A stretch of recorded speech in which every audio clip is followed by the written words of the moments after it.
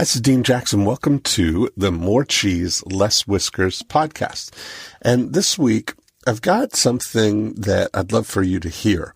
I remember about 2 or 3 years ago, 3 years ago now, I was running full-page ads in Success Magazine, telling about the amazing 9-word email that revives dead leads. And what was really interesting about that was I was experimenting with a new approach to engaging with people who would respond to the ad. And it was really interesting because people would call it an article. And I'll post up the article for us so you can see what I was doing.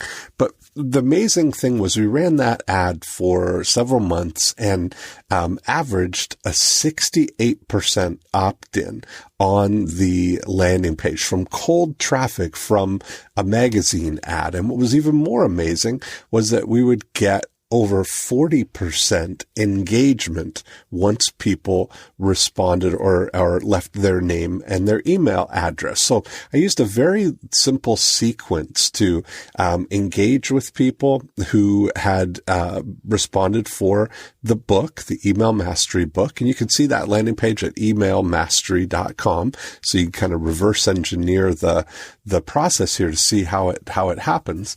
And then I would invite people to get together with me on the phone to brainstorm some 9-word emails and subject lines. So we would have these group calls, just like the one I'm going to play for you, which was the very first of these calls. And what was amazing to me was to hear people who I've never met before coming on and sharing the results that they were getting with this 9-word email that they read about in my article in Success Magazine. So there's lots of lessons to deconstruct here. And I want you to hear this because I'm going to deconstruct this and share with you exactly how you can apply this to your business. So enjoy this episode. Hey everybody, it's Dean Jackson. Welcome to the Email Mastery call here. Just have a few people on the line, and but it'll be more than we would want to have kind of an open line here. So I've got it on mute mode for right now, and I thank you for coming. First of all, it's been great to kind of connect with all of you. I've been able to, as the Success Magazine's just kind of hitting the newsstands now, I've been able to connect individually with a lot of you. And so I'm excited that the magazine's going to be kind of hitting newsstands. It's hitting this week. It'll be everywhere this weekend. So I won't be able to kind of keep up that pace of being able to connect with everybody individually. But what I wanted to do was kind of, while we've got kind of a manageable group here, to spend some time and give some personal kind of interaction with you guys and help kind of coach and guide you into choosing the very best 9-word emails that we could create, and maybe getting some quick success stories that we'll be able to share with everybody as we go through the next few weeks as everybody starts getting the magazine on the newsstands. So it's very kind of interesting to see what's happening already. I've had some interactions with people who have told me that they've already sent out a 9-word email and they're getting response already. And I heard from a gentleman that owns a jiu-jitsu training studio, and he sent it out and got four students to sign up for his $1,800 one-year program, that's a great result. It's not uncommon.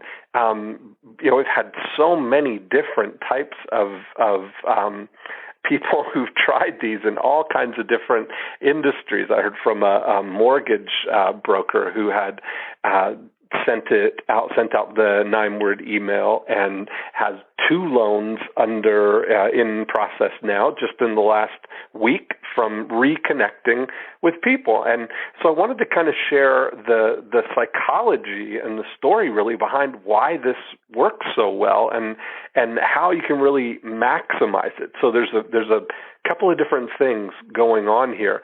The number one of which is realizing that the leads that you connect with, or the prospects, or the people who come into your showroom or come into your store or inquire about something, or you meet them in person, and for whatever reason the timing isn't right. We all have so many of those people, and I, as an observer, I've seen that happening for years and years. And then I read a book and had a study, because I was really kind of digging into this topic of lead conversion, because that's really where the biggest opportunity is in most businesses, is converting more of the leads that they actually generate. And what I found, there's a company called the Inquiry Handling Service, and what they do is they manage the fulfillment and follow-up for all kinds of different industries. They process millions of leads every year. If you've ever seen in a magazine the reader service cards where you circle this and send back the card and they'll send you information, or if you go to a trade show and fill out a request for information, they're the company that handles a lot of those things for big corporations. So they've got a huge volume of leads that come in. And what they found is that by doing extensive researching and surveying of these groups, they do something they call "Did you buy?" surveys. And so if you came to the home show and you inquired about faucets, they would follow up with you every 90 days. They'd follow up with a sampling of that group, and they would just ask, hey, you inquired about faucets at the home show. Did you buy any faucets? They're not trying to sell you faucets. They're not trying to convince you to buy faucets. They're just doing the research on this. So they would follow up with people at 90 days, at 6 months, 9 months, 12 months, all the way out to 18 months. And what they found was that just over half of the people who inquire about something will buy whatever it is they inquired about within 18 months. Now, the interesting thing that they also found is that only 15% of the people who inquire about something will do it in the first 90 days. So that kind of struck me as something kind of really interesting, because I've come from a real estate background, and there's a kind of a longer buying cycle or selling cycle or kind of decision cycle for people in real estate. And I realized how true that actually was. But what I also observed was that in most businesses, and real estate especially, people are more concerned with how fast leads convert. They want to generate leads today, and then if they're not ready to buy whatever it is that you're selling in the next week or so, then they kind of look at them as tire kickers or looky-loos. And, you think about that salespeople, and whenever you're generating leads and trying to convert them, even if you're the owner of the company, that's the role that you're playing. And we all want people to do something now. And so this whole business environment has really kind of perpetuated that. We set up this whole thing that if, qualified leads or even the language around the kind of leads that we talk about, it's almost as if they're dirty somehow. You talk about, are they scrubbed leads? And, you think about it for any kind of industry, people who inquire about a network marketing opportunity or about insurance or about a car or about jiu-jitsu or a mortgage or any kind of thing. There's a good chance that they're not ready to buy yet, but they will be going to buy within the next 18 months. And so what I really found after doing that, after listening and hearing about that, thinking about it, I thought, I run into this all the time. I see all these business owners and real estate agents especially generating all these leads, and if they don't convert them sort of in that first couple of weeks or 30 days, they end up treating them like they're not good leads, and they don't do anything to follow up with them, or they start generating so many leads that they can't follow up with everybody or connect with everybody all at once, so they end up missing out. People slip through the fingers. And what I found was this 9-word email is an incredible way to reconnect with people at just the right time. So we started out by sending an email to all the prospects who had that we had generated who were 90 days or more old, and just sending the 9 words, "Are you still looking for a house in Georgetown?" Now, it was amazing what happened is how many people responded to that message. Now, some of them would respond no, some of them would respond yes. A few of them would say, "Oh, I was just thinking about reconnecting with you," or they would kind of go right into the conversation. But most people would respond with a very short answer. And that's okay, because the whole psychology of this is that email is just to start the conversation. So you can imagine sometimes people would, you send an email, people get that email, and it's almost like if you saw them at Starbucks or you saw them in person and you asked them just that simple question, they would kind of turn around and maybe look at you and pause for a moment, because they're not, are you talking to me? Like a feeling like, is this email just for me? Are you really talking to me? And they respond back with one word. And then when you reply back to them, now they feel like they're really engaged in a question or in a dialogue. And what we found is that after about 2 or 3 exchanges like that, we would get what I called the love letter, where we would get, now people would tell you everything about their plans, because now they're engaged in a conversation with somebody. It's not just a hit and run kind of message, or it's not, there's not kind of any hidden agenda. It's truly out of interest and interest in engaging in a dialogue and continuing the relationship. So I'm excited to help you guys kind of come through that process. And so what I'd like to do is kind of brainstorm some of these emails, how we could use them for your business. And so in a second, if you'd like to brainstorm, or if you've had an experience of this and maybe you want to brainstorm the next steps with this, if you press *6 on your phone, that will bring you into the queue. I'll be able to see that you've raised your hand, and I can bring you into the call here, and I'll work with you to brainstorm a 9-word email and a subject line that would work for your business. So don't be shy about that. And there's some magic really in the way that you present those words. And so we want to be careful to do it in a way that is engaging, but it's charged neutral. And so I'm going to try and point out some of the pitfalls kind of thing, where you can run into a situation where you present the email from your point of view, from your benefit, without looking at it from their benefit, thinking about what they really want out of this.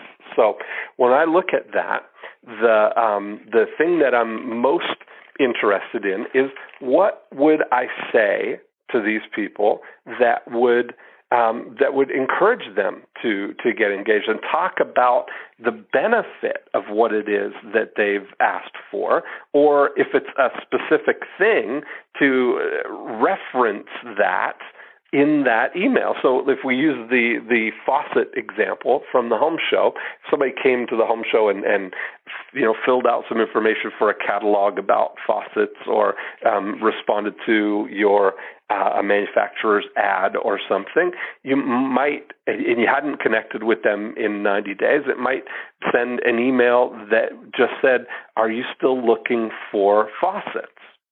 And, or are you still looking to lower your mortgage payment? Or are you still looking for a house in Georgetown? Whatever the thing was that started the dialogue in the first place, whenever you think about that, that's really what's going to be the thing that will be the common thread that will join, reconnect you with those people. So, when I think about these, the subject line that we want to use is something that's just going to get their attention. So something that is not a clever type of subject line, not something that is going to, be sort of a headline. The most successful subject line that you can use is their first name.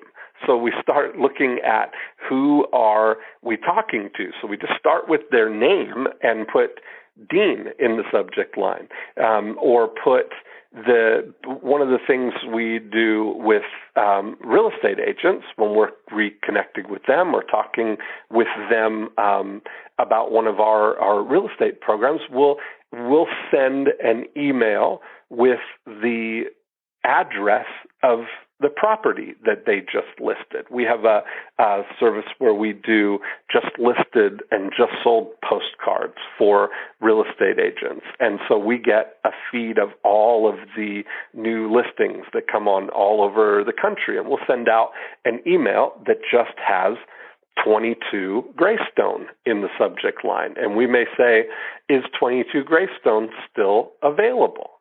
That's a short, personal, expecting a reply email. Those are the three elements that make these really work. So let's get to brainstorming some of them.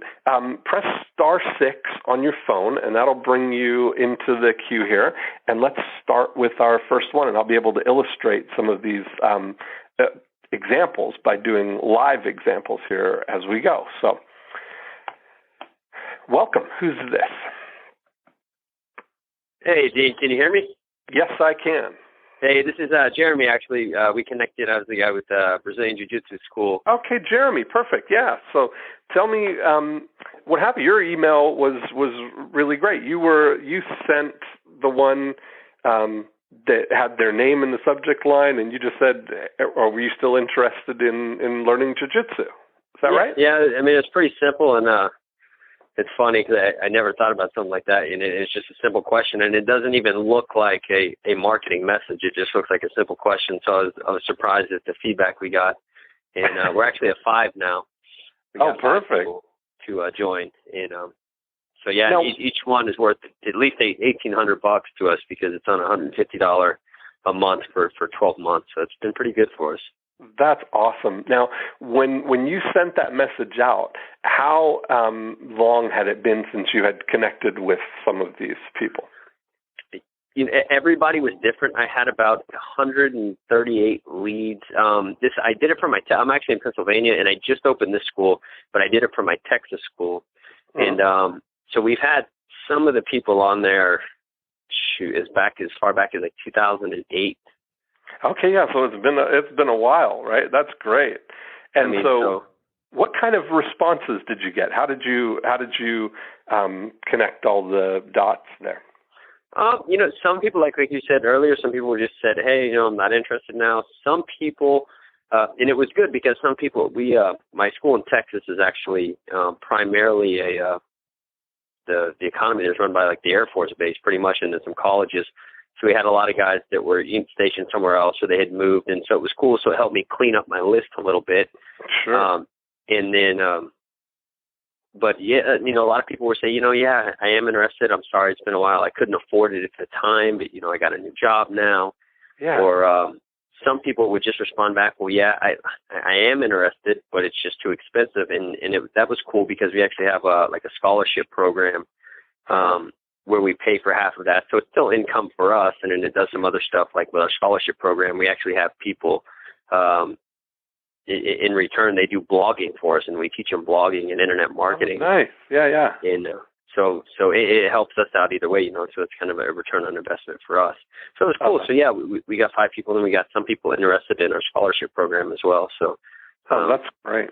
Well, and that's the good news is I love what you've done there is thinking ahead about what's going to happen when they respond, because they will respond. A lot of times people get shocked by the amount of response that they get. Like they'll send it to, a couple of thousand people and end up with a ton of responses. We had a dental hygiene trainer in Canada. She has a dental hygiene continuing education school, and they had 3,200 prospects who hadn't bought anything yet. And in Canada, they get audited for their continuing education and their portfolio. And all the audits go out on the same day. So all the audit notices, everybody knows when they're getting audited. So the day after the audit notice, she sent out just a 9-word email that would say, "Hi, Jeremy, are you being audited this year?" That was it. And she got over 800 replies to that email. And so it's wow. You're like, yeah, it's like, what? You get swamped with all of this, with all this stuff. But, it worked out really well. She added 300 new people to her portfolio manager program, and all from just starting with that dialogue. And you said something there that nobody wants to be sold to. It doesn't feel like marketing. It feels like a conversation. And that's really what people really respond to, because that's how we talk to our friends. I mean, if you look through your inbox, you see the messages from your friends and the people that that are real dialogues.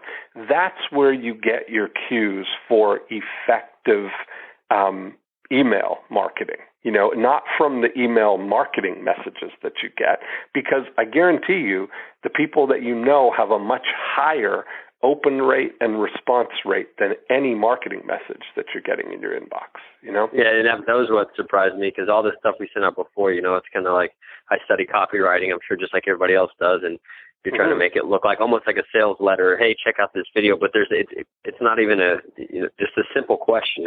It was really cool. I like the whole idea of that. Awesome.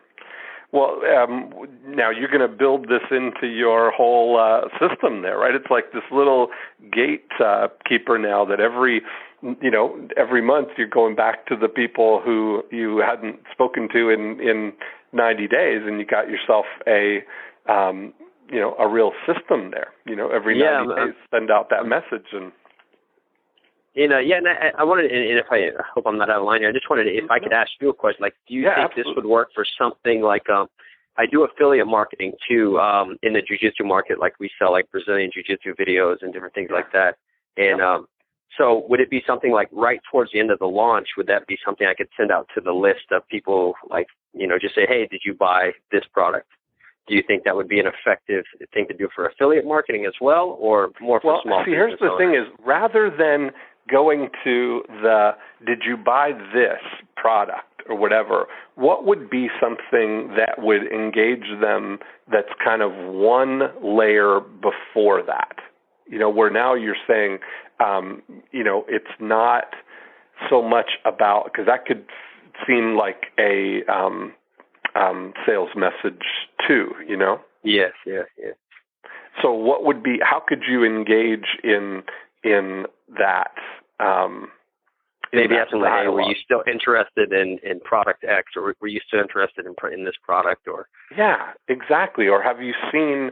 Because normally when somebody's doing a launch like that, they'll watch the video. They'll have the videos, or they'll have whatever their launch sequence stuff is, and that could be a message. Hey, have you seen, Jeremy's video?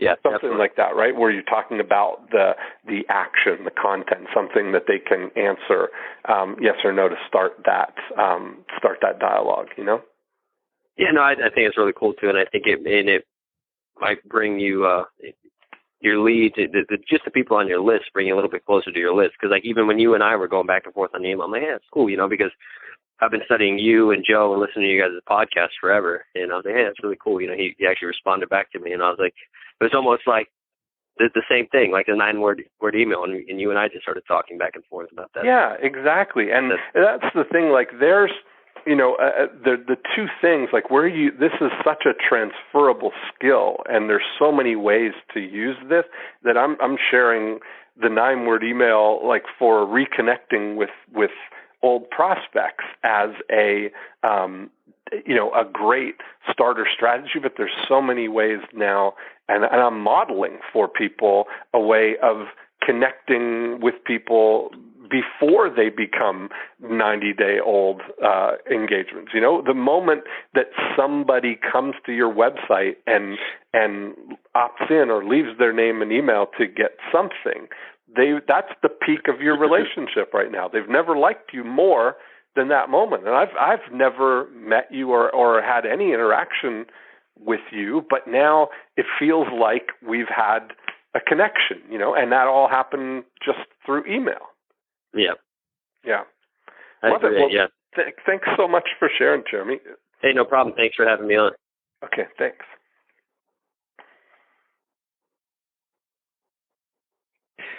Hey, Dean, can you hear me? Yes, I can. Let me just remind people, if you want to talk about your 9-word email, just press *6 on your phone, and that will light up my dashboard here that I can see that you've asked you want to talk here. Okay, so who am I talking to? Dean, this is Derek Radford. Hey, Derek, how are you? Oh, I'm doing great. It's a real honor being on the call with you. Thank you. And I'm looking forward to doing some back and forth dialogue here. Awesome. I'm just I've over the past, I would say, 2 months, I've been working with different 9 words, but basically, obviously, I'm a real estate agent, and basically, the 9-word email that I put in there is, are you still looking to buy, or are you still looking to sell in Orlando? Right. And when I started off, I left the subject line blank. Uh-huh. And I found that I got more response by leaving it blank than by putting the 9-word email in the subject line. Sure. Well, I wouldn't put the 9-word email in the subject line. Subject lines, like what you really want is either their first name in the subject line, or a blank subject line is good. A lot of emails won't let you just send a blank email, but it's effective because the only thing we want them to open the email. That's the first thing, and it'd be very difficult for somebody to open an email, to not open an email that just says Derek in the subject line. It's been proven again and again in all kinds of eye tracking studies that even in a long list of words where people see their own name, their eyes dilate and they focus on it. It's kind of, wow. We're trained to see it. So it's like you get this sense of awareness. It's like scanning a crowd and seeing a familiar face. Okay. Right. So if you imagine your inbox, I don't know anybody who has an inbox where when they go to check their email, there's only 1 or 2 emails there. Those days are gone, right? Remember when it was exciting? You've got mail. Yeah. You've got mail, right? And now it would be, could you imagine how many times you'd hear that if you had to do that now? That was a novelty in 1997, That it was. Yeah. Now you come in and literally all we're looking to do is we're looking to scan that inbox and just kind of observe yourself, how you do it. Look at where your eyes go, and your eyes are going to alternate going back and forth between the subject line and who it's from. So you're going to see a name you recognize. That's going to trigger you get a little squirt of dopamine, and you recognize that, and your eyes dilate a little bit, or you see your name in a subject line, or you see something specific. Just kind of observe yourself, observe yourself observing your inbox, and see that you can tell a message that's an advertising or marketing message compared to a message from your friend. I mean, if you just line up the last 10 random emails that you got, and then you put them beside the last 10 emails that you got from a friend, you're going to get better subject line ideas from your 10 friends than you are from those marketing messages. Sure. How about, and one thing I've noticed, and I don't know if you've gotten emails when you have like a symbol or a character, not necessarily a letter, or even quotation marks, by, let's say, Derek. That way, I'm finding that it goes to the top of the email if they're sorting emails. Interesting. I don't know how. I use Gmail, so I don't know how to sort by subject line or anything like that. Maybe people can do that in Outlook. Can you? I don't know. That's what I use. Oh, okay. So maybe that's something. Yeah, and I wasn't even aware of that, but yeah, I think that typically if you can, there's no real reason to not be able to put somebody's name in the subject line, and that is certainly a really good head start. Or I mentioned to you about the outgoing emails that we send to real estate agents. If you just listed 22 Greystone and you wake up in the morning and there's an email that says 22 Greystone, that's going to kind of jump to the front of your consciousness because you just listed 22 Greystone. Oh, what's this? Sure. Absolutely. Yeah. Look, how far back would you suggest I go? Obviously, we just had a friend there who said 2008 was how far Jeremy had gone back, and he's gotten 5 people now to sign up for his $150 a month program. So that's pretty far back. We've had people among all of my real estate clients. We had somebody.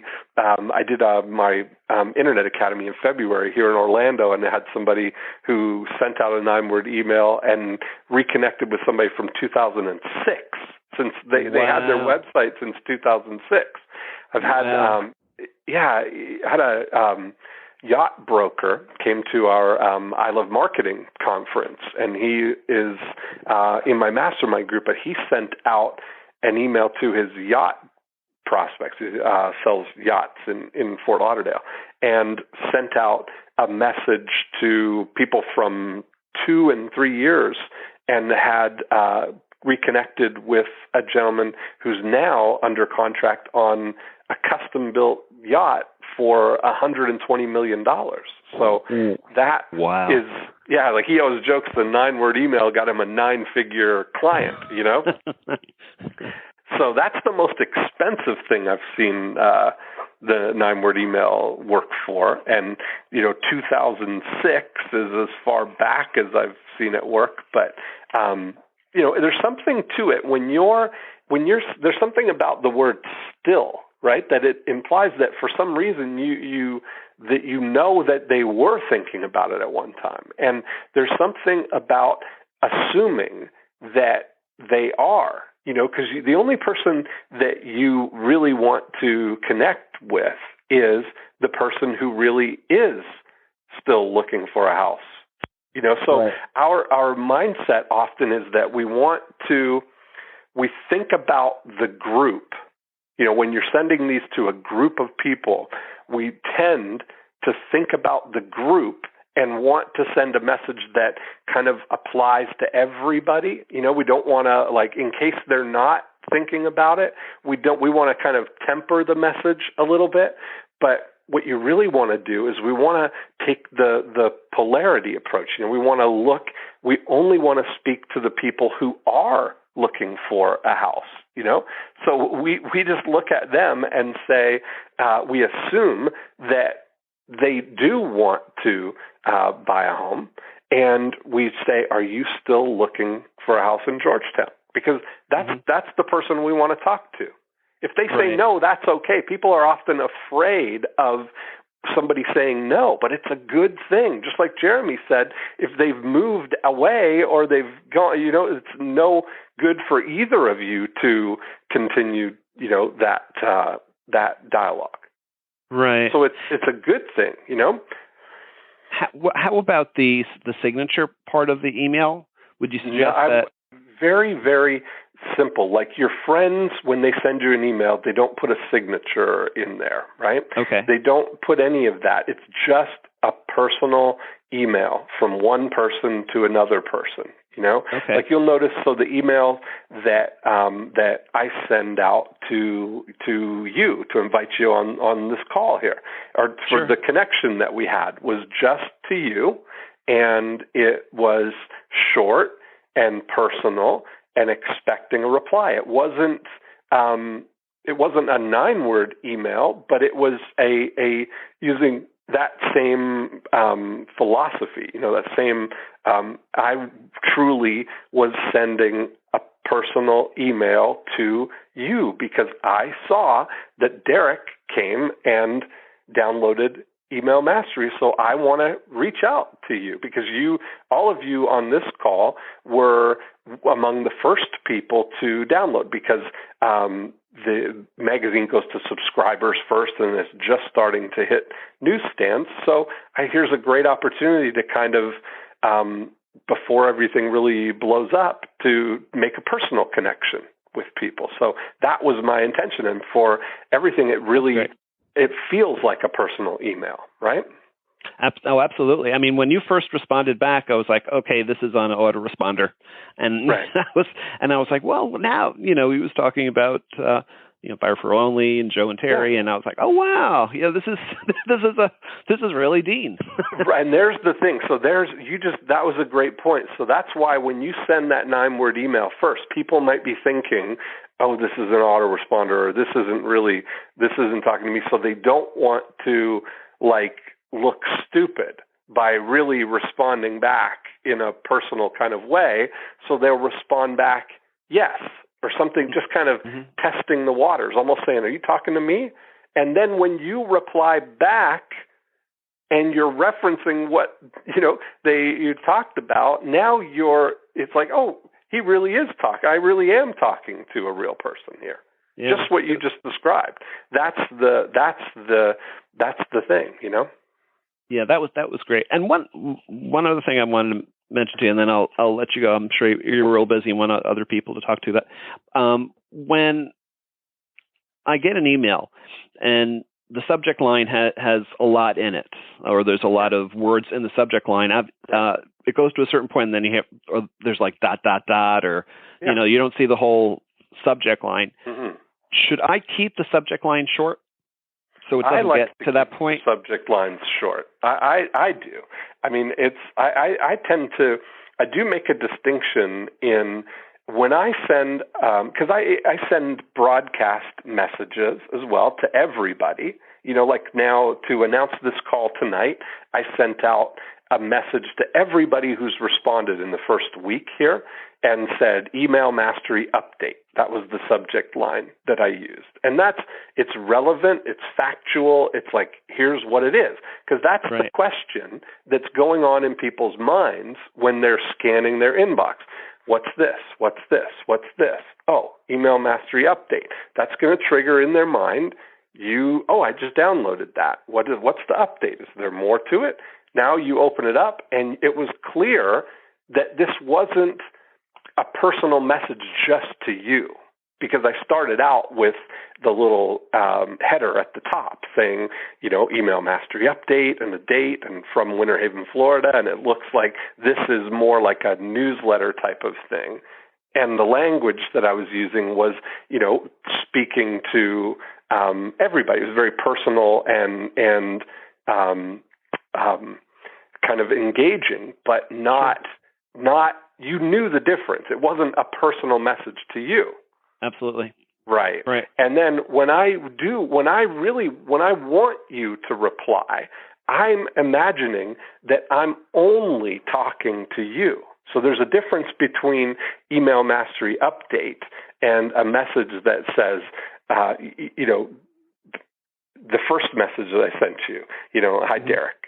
That was a personal message, and I really wanted you to respond. So the thing that engages response is asking a question. That's great. Right? That is short, that is super. Personal, expecting a reply. Those are the three key elements that you're looking for. Wonderful. That's great. Thanks for sharing, Derek. Thank you, Dean. I appreciate it. Okay. Okay, guys, *6 on your phone if you want to brainstorm some emails for you. Here's our next caller. Hey, Dean. Matt Trusk from Naperville, Illinois. How are you? Hey, Matt. How are you? Good. Good. Thanks for inviting me on the call. I didn't want to monopolize it. Derek, I'm also in real estate, so I appreciate he answered a lot of my questions, or his questions did. I have 150 leads from Realtor.com that I'm going to be following up on, so hopefully I'll have some good numbers to report back to you here within the next 72 hours to 4 days as far as where we're at on this. I just want to be abundantly clear as far as our signature on this. We're not using our corporate signature. Am I even signing it as Matt? Or am I just asking the question and sending it away with their... No, you will sign it as Matt because it's going to come from you. And so I would recommend, the subject line, just their first name. Right. Okay. And then the, hi, Dean, are you still looking for a house in Naperville? Got it. Matt. And then if you're going to have even just your, not your like HTML, like full on logo, all that kind of signature, these messages are all just text messages, right? Just plain text. Perfect. And so you might, a few lines below, just have your full name kind of thing, but not anything that is like a commercial email, Got it.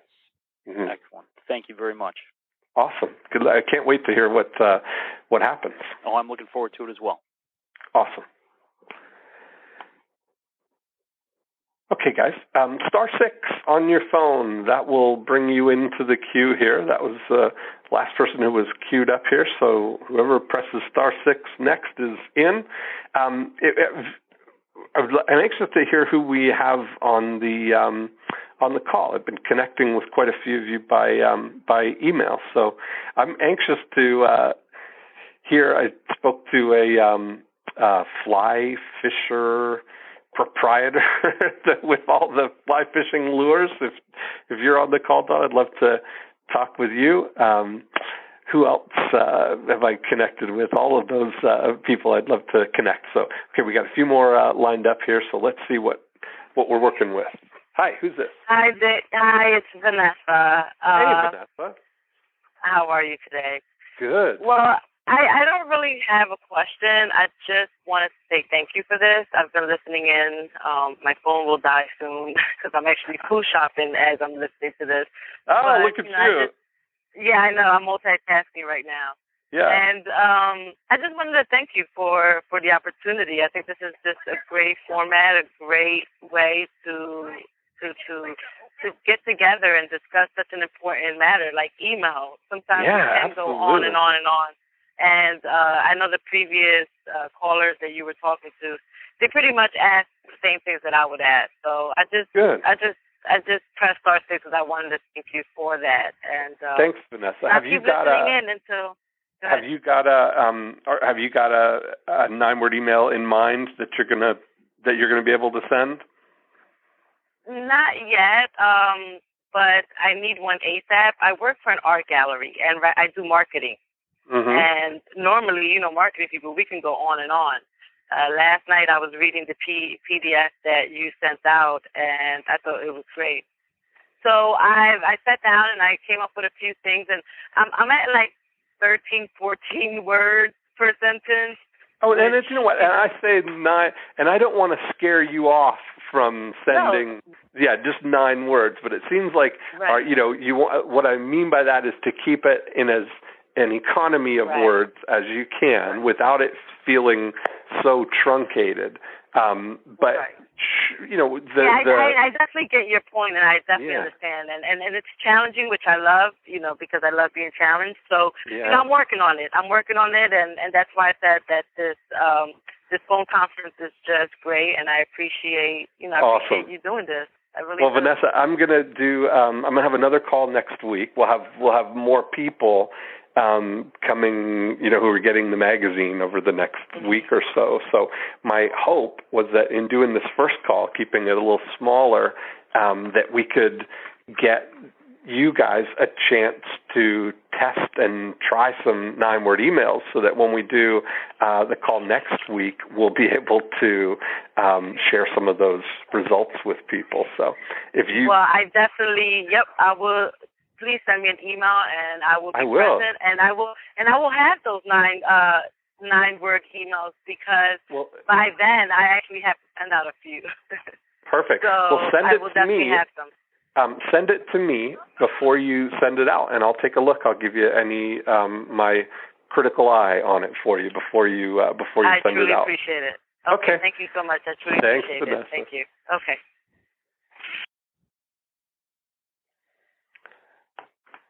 Hey, Dean, this is Brandon Potts, just south of Fort Worth, Texas. How are you? Oh, nice. Oh, good. How are you?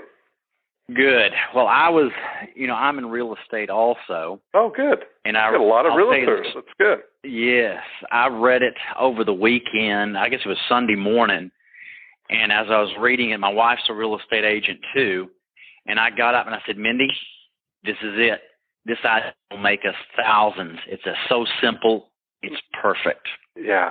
So we got our team together, and I said, okay, I got one of my team members. I said, I want you to go through all of our archived internet leads, anything 4 months and older. Yeah. And I said, I want you to track it. I said, you send everyone out. I need to know the numbers, how many you send out, and what responses we get back. Yeah. Now, granted, they just did it for a day, because now they're on in a conference the rest of this week, but they'll be back next week to do it. Mm-hmm. So she sends out 60 emails in one day. Yeah. We get 7 responses back out of 60. That's great. 2 of them were negative, which is fine, just like you said. Now we know. One couldn't credit qualify. Exactly. One had already purchased a house. I'm thinking, dadgum, if we'd have done this earlier, we'd have got them. Yeah. That's how I think. Yeah. But we got 5 positive responses out of 60 emails, which is almost a 10% return. Mm-hmm. I come from marketing background. I said, that is an awesome return on a simple email. Mm-hmm. Now, my wife, when we did it, she says, it won't work. They're going to see their first name in there and think it's spam and junk mail. I said, why reinvent the wheel? Right. Let's just try it. What do we have to lose? Try it, and we'll see. Yeah. That is exciting. I love to hear that.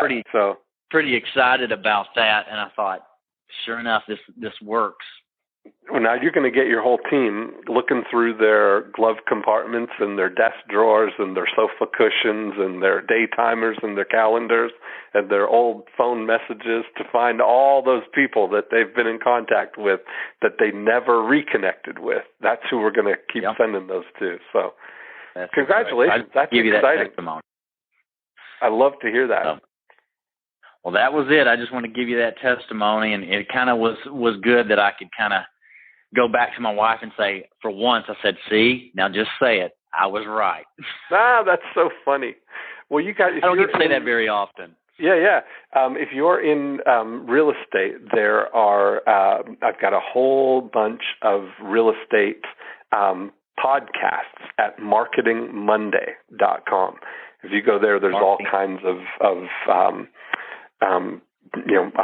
hundreds of episodes of the Marketing Monday podcast. It's all specifically for real estate. So there'll be some other ideas in there. Marketingmonday.com. That's the one. All right, I'll check it out. Thanks, Brennan. All right, thank you. You are welcome. Okay, guys, *6 on your phone. That'll bring you in. That's exciting results. I love to hear that. Hi, who's this? Dean? Hi. Hi, this is Don Davis. Don Davis, you're my fly fisherman. That's true. There we go. Tell me, what's been going on for you? Well, as you know, I received my magazine the 1st of October. Mm-hmm. Saw your ad, went to the site, and was planning to send out a email on Saturday the 5th of October. And I said, well, okay, I'll try this. So I sent the email to my customers that said, are you looking for Christmas gifts for fly fishers? And I was really astounded. Wow. I immediately started getting emails, and it hasn't stopped. I mean, the orders are pouring in. Oh, I love it. That's fantastic. You see, there's the thing. Like I've stopped. I was going to say I've been amazed. I've stopped being amazed, Don, at the variety of businesses that I've seen this work for now. I mean, I've seen it with a gentleman in the UK who sells motorcycle jeans, manufactures and designs them himself, but he sent the same, are you still looking for stylish motorcycle jeans? Mm-hmm. But I was sharing with you in email an idea for Christmas that would, I've done something similar to this with a friend here in Winter Haven who's a barefoot water skier, and he sells water ski equipment and all kinds of things like that. And what we've done in the past is send an email to his list asking them to send their mailing address so that he can send the Christmas wish book to, and we address it to the person in charge of making sure Don Davis has the best Christmas ever. I saw that. That's a great idea. Which, now I love how you're thinking that far ahead, but that's the way where you could do a nice email like that to your list, and you've probably got, because you physically mail things to people, you've probably got a really great mailing list too. Do you do any direct mail with people? Yes, I do, and in fact, I had just prepared to order some postcards, and the postcard says, are you still looking for Christmas gifts for fly fishers? And the reason I did that is because some of the people that receive my email now will receive the follow-up postcard. Yeah. Now, the key here is that postcard will be seen by some of the spouses.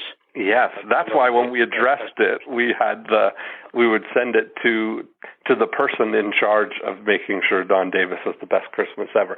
Right. Who do you use for your postcard printing? If you can use now with digital variable printing, you can personalize the actual cards for the same price as just printing and mailing regular postcards now. Well, actually, I've just been ordering the postcards from Vistaprint and doing my own, and doing the mailing. Well, I'll send you an email, and I'll give you an introduction to my printer, who can do digital variable printing. That way you can put their name right in the thing, or you can put, you could, even build it into the artwork on the card. It's so amazing, all the things that you can do, and so that might be a great idea for you. Excellent. Mm-hmm. Yeah. Well, that's very exciting. I love to hear that. Oh well, I was just tickled that I found your ad in the Success magazine and then went immediately to your site, and I was impressed with everything I saw. I said, oh wow, I got to give this a try. Yeah. Oh, I'm excited. I love to hear all these, what we've got right now is you guys are all the action takers. This is what we're dealing with. I'm excited about this, about being able to connect with everybody. And, I'm excited to hear the results. So as they continue to come in, I'm going to do, as I said, I'll do another call next week. We'll have more people as the magazine's really starting to gain momentum now. So, well, I listen again. I thank you very much for what you've done for me. I appreciate it. Thanks so much, Don. Okay, thank you. Guys, *6 on your phone. That'll bring you into the queue. We've got time for a couple of more to brainstorm here.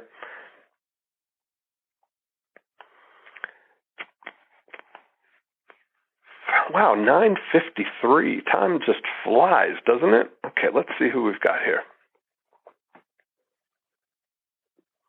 Hi. Hi, Dean. My name is Dana Mazurek. I'm in Texas. Hey, how are you? I'm great. How are you? Good, good. Actually, just, you know what, I haven't had time to read the magazine. I just actually was able to get it out of the mail and open it up Wednesday. So, and I haven't had time to read your entire article. So if I ask questions that are in your article, no problem. No, I get it. I mean, literally, I don't think, I'm going to let you know a secret. I don't think anybody on the call's read the whole thing yet. But you don't need to. You know enough just from the article to be able to do it. So right, and I'm really excited about it. Yeah. So here's what I've got going on. I'm in financial services, and one of our cornerstone products is a credit restoration product. And you know, I get the whole 9-word email, and I'm really excited about it. But, you know, you being with a real estate background, I'm sure you recognize when you talk to people about financials, that's something that's a very emotionally charged subject. You know, you sell somebody a house, that could be good or bad, just kind of depending on the circumstances, much like credit. I mean, you know if your credit is suffering. I mean, if it is, you just know. But it's not something that I could go, hey, so do you still want to get your credit fixed? I mean, is that something that I can say? How would I word that in such a way that, you know, it would elicit the response that I'm looking for and not offend them? Does that make sense? Well, it's all going to be part of how you came in contact with them. So I imagine that if you've got somebody's email address, it's because they have bad credit and or have reached out to you in some way, right? What would be the circumstances that you would have somebody's name and email address? How would that come about? Maybe just think of a couple of people and let's brainstorm how we could reconnect with them. Sure. You know, a couple of different ways. Sometimes through networking groups. I do a little bit of advertising here and there, nothing too crazy, but they will submit their information through, you know, a capture page, things like that. So they have given me their information. Sure. And what would be what would they have left their name and email address for? So what would be the connection there? Did they get a report or a book or... you know what? I don't have my report or my book completed yet. So no, it's like specifically it would be an ad for credit restoration. Okay. Like, for example, I have put some ads, like on Craigslist, for example. I've put some ads there, and people will input their information to find out about it. Okay. And so they're inquiring, and they would say, hey, can you tell me about what you do, or do you ask them at that point what their credit score is, or how would you... you know, if you saw them kind of thing in person, you know, how would you say that in a way for example, I'm actually involved in a networking group with realtors, but it's not just realtors, it's several different businesses. So, you know, I mean, obviously as we're networking with one another, you know, we stand up and we do our little elevator pitch and let everybody know what we're doing. And oftentimes what I find is people will pull me aside. Like, for example, the last networking meeting I went to, I had a a vascular surgeon pull me aside and he's like, hey, so, I've been through a divorce. These are the things that have happened. Do you think you could help me? So those sort of things are the questions that come to me. So, yeah, I mean, it's kind of a case-by-case basis. Okay. And so this would be, I would think if there's a specific interaction that you've had with people, that going back to the thread that you, where you left off sort of thing, so you're kind of refreshing that if you had this conversation, maybe an email dialogue with them, that you could go back and reply to the last message or the last conversation that you had with them. That's a good way of restoring that. But if the words that they used when they responded to you in the first place was credit restoration, then it wouldn't be out of line to send somebody an email that said, "Hi, Dean, are you still looking to restore your credit, or are you still interested in credit restoration?" Because that's what they came to you for in the first place, you know? So it's not like you're just going to somebody random who may or may not have ever had a credit issue. The pool of people that you're dealing with, the only reason that you have their name and email is because they reached out to you about credit restoration. So I don't think it's not a problem, not embarrassing to do that. And I think that you, if you can take just a factual approach, it's no judgment on them. It's just that it happens to everybody. It's just the fact that your credit score is still, 600 or whatever. Right. And so that, I think, neutral, just plain interest thing. And the way that I would go through this is I would just kind of brainstorm these and think about different ways of saying that. And I often when I'm doing that, I imagine that I've just come across them. I'm, out walking, or I'm sitting somewhere, and in they walk, and there they are. And I have that flash of recognition that this is somebody that I've had some interaction with. What would I say to them, And maybe would I say, hey, did you get your credit back on track? Or how's your credit doing? And I'm just brainstorming ideas now, and don't be afraid to write out on a yellow pad is how I would do it. Just write out a bunch of different ones, and you're going to find that there's a lot of work that goes into creating an email that seems like you didn't put a lot of work into choosing the words. You know what I mean by that? Yes, I do. There's a lot of careful choosing of words to make it seem like you didn't carefully choose your words, Right. Well, that, and because email is read without tone and inflection, it's whatever they put into it. So exactly. Yes. So that's why if you can charge it neutral, there's not, it's not lost. So I think I would look at laying out the vocabulary of that, credit, it's almost like an artist getting their color palette together, they're mixing the colors. That's what you're doing on your yellow pad. So you might go through that and start just listing the words that are in the family that are at all related, even peripherally, so you might start with credit or credit score or restoration or repair or, any word that comes to mind. Just get as many of them out there and just start putting them together. Are you is probably a good start, or did you, or, if there's something news related, like something that has changed in a situation, like there's maybe a new program or a new, something that is going to be a benefit to them, regardless of whether, if there's a new mortgage program, for instance, that now instead of having to wait 2 years after bankruptcy, they could get one after 1 year. There's a reason why you're connecting with them, kind of thing. Okay. Yeah.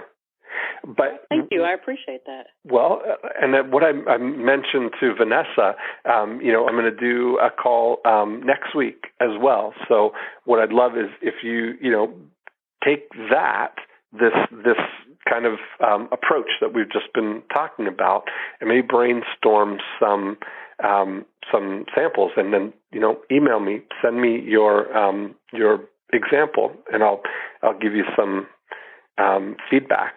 And then maybe we can talk about it next week, too. I'll do it. I will definitely do that. Can I ask you one other real quick question? Sure, absolutely. Yeah. There are some potential leads that I've come into contact with that maybe I haven't received their email, but I do have their cell phone number. Would this work in a texting format as well? Yeah, because you want to... Yeah, you could certainly use it in a text format as well. And you may want to say, you could, if you have something that you wanted to email me, for instance, if you don't have their email, I might text, and say, hey, Dean, what's your email address? I want to send you something, or something like that. Okay, but don't go in and... No, you're not going to go on, you're not going to go into it over text, Okay. All right. All right. Well, thank you very much. I certainly appreciate your insight. Yeah. Well, I can't wait to hear how it evolves here. So please come back next week. Yes, definitely. Send me the email. Thank you. I will. Absolutely. Thanks.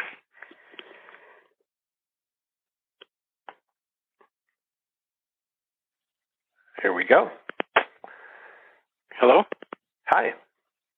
Hi. Hey, Dean, this is Clay Anderson. Hey, Clay Anderson. How are you? I'm doing pretty good. Say, a question I have would be based on the nine words.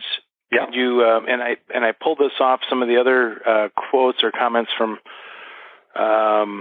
maybe from a website or maybe ilovemarketing.com in relation to this. But can you get into two things? One is when you say your 9-word email, I know one gal used it as "Hi, Dean" in the subject line, and then finished off with 7 more words or 6 more words with her name for a total of 9. Or do you have some? What is your traditional? Well, there's no 9-word police, so it's okay to use 10 or 11 words.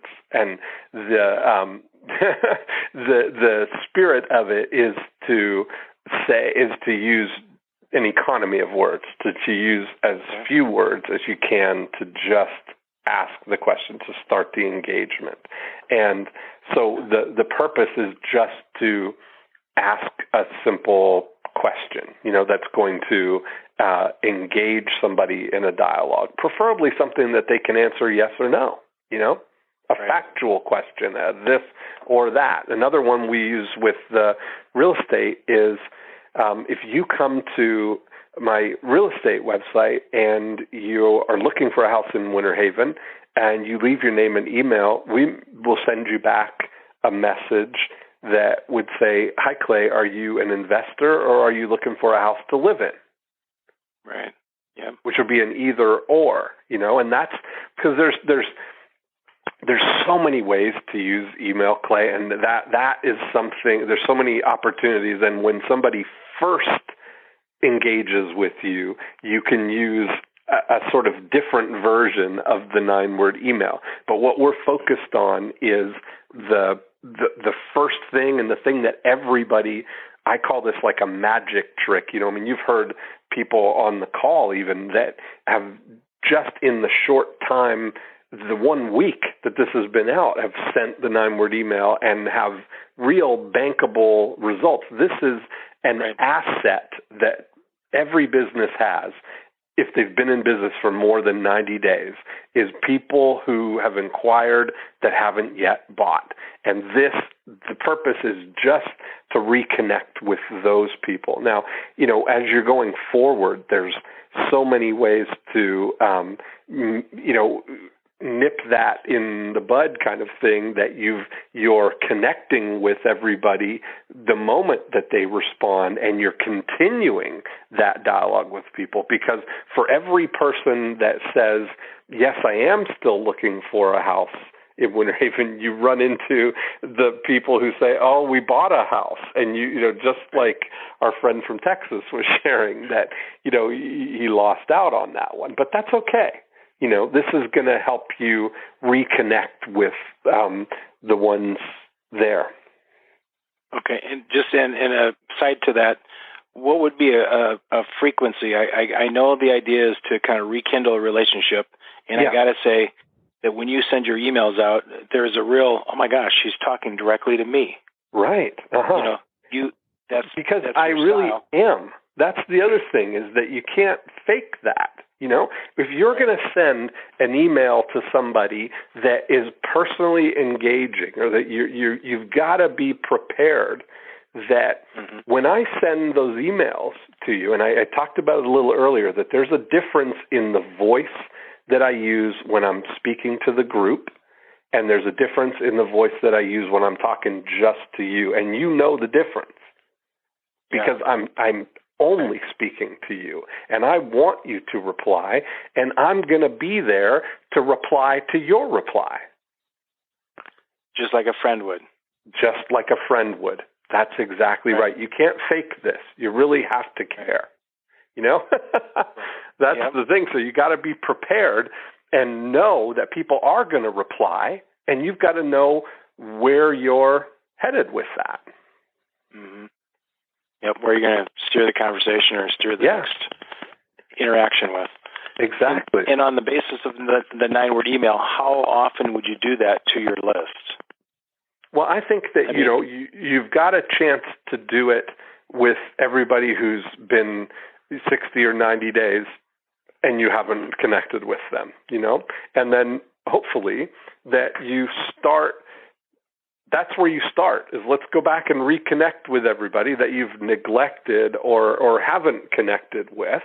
And now you can do that sort of every 90 days to as a recapture to everybody who you're, you know, who's coming in from now forward. But when we start continuing on here, that you're going to see there are other strategies for engaging with 9-word emails or similar in the very beginning, so that you're engaging with more of them and they're not going to slip through the cracks like that. Perfect. Yeah. Yeah. Yeah. Well, okay. I'm impressed by how well that works. You bet. Thanks. Awesome. Thanks, Clay. Okay, guys, 10 after 10 here. Let's wrap it up for this week. As I said, I'm going to do another call next week. We will probably have a little bit bigger group.